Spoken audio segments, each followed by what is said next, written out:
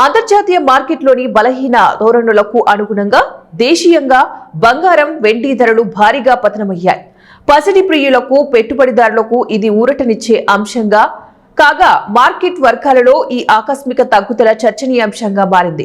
Delhi bullion మార్కెట్లో బుధవారం 10 గ్రాముల బంగారం 99.9% స్వచ్ఛత కలిగిన బంగారం ధర ఏకంగా 3,900 తగ్గి 1,25,800కు దిగి వచ్చింది.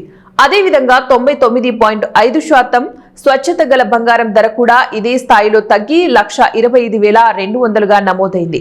బంగారం బాటలోనే వెండి కూడా పయనించింది. కిలో వెండి ధర 7,800 రూపాయల మేర భారీగా పతనమై 1,56,000కు పడిపోయింది. వచ్చే నెలలో అమెరికా ఫెడరల్ రిజర్వ్ వడ్డీ రేట్లను తగ్గిస్తుందన్న అంచనాలు బలహీనపడటమే ఈ పతనానికి ప్రధాన కారణంగా విశ్లేషకులు భావిస్తున్నారు. ఈ పరిణామం అంతర్జాతీయ మార్కెట్లపై తీవ్ర ప్రభావం చూపింది. గ్లోబల్ మార్కెట్లో ఔన్స్ బంగారం ధర $4,042లకు పడిపోగా ఔన్స్ వెండి ధర $50లకు తగ్గింది. అంతర్జాతీయ రేట్ల ప్రభావంతోనే దేశీయ మార్కెట్లలోనూ ధరలు తగ్గినట్లు నిపుణులు తెలిపారు.